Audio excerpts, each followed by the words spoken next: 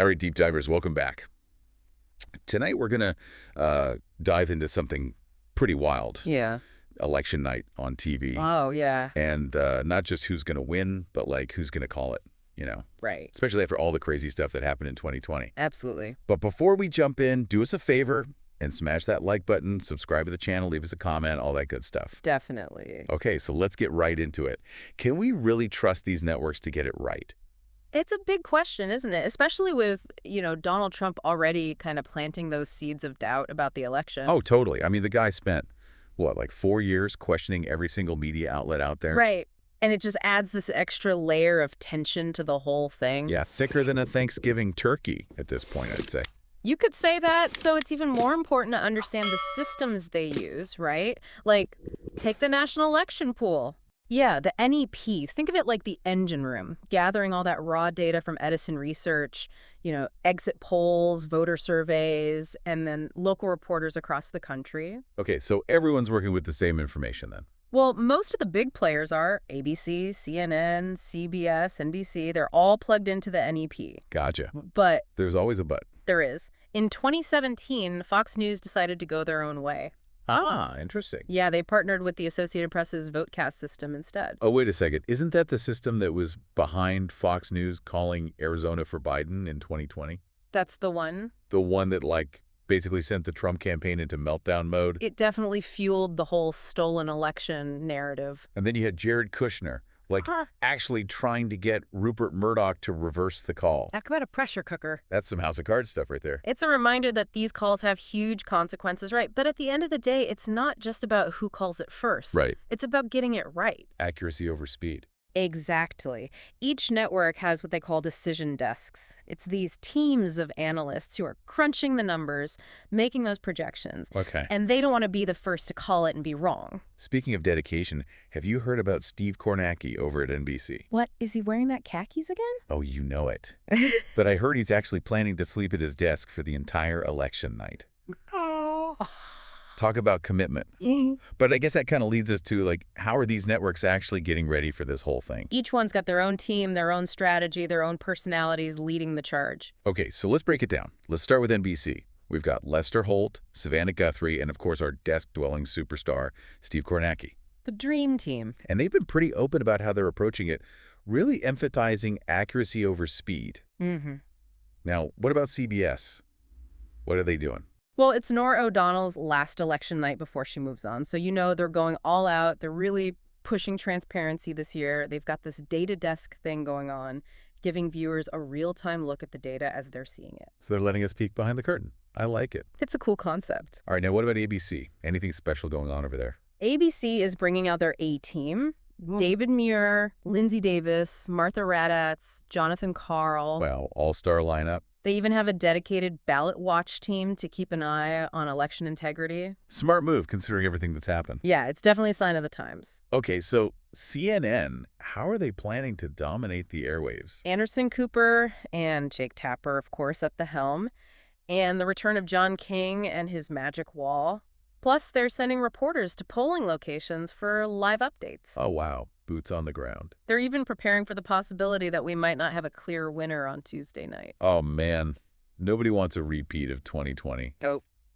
But it's good to be prepared. All right, what about MSNBC? Are they doing their own thing, or are they relying on NBC's call? Well, they'll be using NBC's decision desk, but they'll definitely bring their own unique perspective with Rachel Maddow, Nicole Wallace, Chris Hayes, the whole crew. It's going to be a lively night over there. For sure. And of course, we can't forget the return of the Kornacki cam on Peacock. Oh, yeah, the Kornacki cam, a true American hero. All right, what about Fox News? Any changes after, the 2020 Arizona call? Right. Well, Brett Baer and Martha McCallum will be anchoring.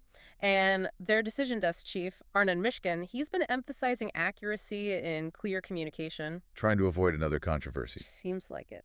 Okay, so who else is jumping into this election night craziness? Well, keep an eye on News Nation. They're using Decision Desk HQ, and they've brought in Chris Steyerwalt. Wait, the former Fox News analyst who got fired after the Arizona call? The one and only.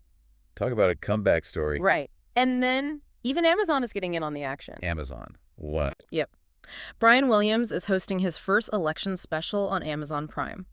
Wow, so what kind of data are they even using for that? It's ultimately coming from the NEP through Reuters, but they're keeping their methodology pretty under wraps. Okay, secret of Amazon. But they've got big names like Shepard Smith and James Parville, so it'll be interesting to see what they do. Yeah, for sure. All right, last but not least, the granddaddy of them all, the Associated Press. Ah, the AP. What's their game plan? They're going old school, and I mean really old school. They're sending 4,000 reporters to local precincts across the country to gather data directly from officials. 4,000. Seriously. Yep, it's all about transparency and combating misinformation, which is more important now than ever. That's incredible. But it kind of brings us back to the elephant in the room, What's that? Trump's already started attacking some of these networks like ABC and CBS. He's even suggesting their licenses should be revoked. Wow. It's like a direct attack on freedom of the press, isn't it? Yeah. It definitely raises concerns about his respect for the media's role in a democracy. And then it's so weird because he's still appearing on Fox News, even though he bashes them for the Arizona call. It's a strange dynamic. It is. And he keeps saying that the networks won't even allow any discussion of election cheating. Like he's already preparing for something. Right. It's setting the stage for more distrust and chaos. It's definitely a worrying trend. It is. And it just emphasizes how important critical thinking and media literacy are right now. More than ever. Yeah. It's wild, right? You've got like the old guard media, cable news, and now even Amazon's jumping into the mix. It's like this information overload almost. It is. And then you've got the AP over here with their army of reporters. 4,000 of them, just out there getting the facts. It really shows you how important that ground level reporting is, especially when you've got, misinformation flying around. Yeah, that's true. Okay, but with all these different players, all these different strategies, what does it actually mean for us, the viewers? That's the big question, right? Like we're trying to figure out what's going on, who to trust. Exactly. And it's trust is kind of at an all-time low right now. Yeah, it's a tough landscape. We're so polarized, and trust in institutions, including the media, it's taken a hit. And Trump hasn't exactly helped, with all his media bashing. Oh, absolutely. He's created this whole narrative that the media is against him, part of some deep state or whatever. Yeah, it's crazy. So how are we supposed to know? What's real and what's not? I think it comes down to being a more critical consumer of information. You can't just take everything you see on TV or read online at face value. Right. You got to check multiple sources, look for evidence, be wary of anything that feels super sensationalized, trying to play on your emotions. So, we have to be our own fact checkers, basically. In a way, yeah. You got to think critically, question your assumptions, be open to different perspectives. That's a lot of work. It is, but it's important.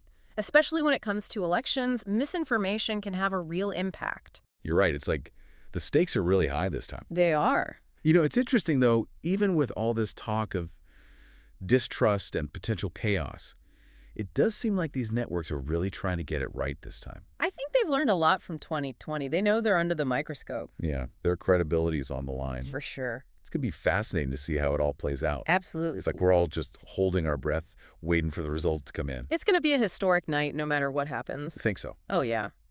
And who knows, maybe this election will be a turning point. What do you mean? Maybe we'll start to see some trust rebuilt. In our institutions and each other. I don't know. It's possible. That would be amazing. Wouldn't it? Yeah. Okay, well, looks like we've reached the end of this segment. Already.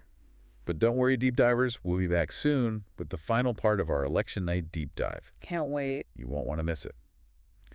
All right, deep divers, we're back for the final part of our election night deep dive. The moment of truth. Pretty much. So, we've talked about all these different networks, all their strategies. Trump's already out there, making claims. Right. Where do you think this is all headed? Well, there are some good signs, right? Like what? Well, you've got organizations like the AP and CBS. They're really doubling down on transparency this time around. Yeah. They're showing their work, explaining their process, how they're making these decisions. Okay. That's a good thing. Yeah. I think it helps to build back some of that trust that's been lost. Yeah, but then you've got Trump basically saying he's not going to accept the results if he loses. Yeah, that's the scary part. It's like he's already setting the stage for a total meltdown. And if he does lose and keeps pushing that stolen election narrative, it could really do some damage. And the whole country. Yeah, it could divide us even further, erode faith in the entire system. So, what can we even do about it? It feels like we're just stuck in the middle of this information war. Well, this is where informed citizenship comes in. Okay. You can't just sit back and passively consume information. Right. You got to be proactive. Like, what do we do? Compare coverage from different networks, read articles from reputable sources, don't fall for clickbait headlines, fact-check everything before you share it. So we basically have to become, like, experts ourselves. It's not about being an expert, it's about being a critical thinker. Okay. Be aware of bias, recognize the tactics used to spread misinformation. Yeah, it's not easy, though. It's not, but it's really important. All right, deep divers, as we head into this election night, remember to stay informed, stay sharp, and most importantly, stay engaged. Couldn't have said it better myself. Your vote matters, your voice matters, and knowing how to separate fact from fiction, that matters more than ever. Absolutely. So hit us up in the comments, let us know what you think about all this. What are your thoughts on the potential for misinformation and contested results? We want to hear from you. And before you go, don't forget to like, subscribe, and hit that notification bell so you don't miss our upcoming deep dives. We've got some great stuff coming up. We do. Thanks for joining us, deep divers.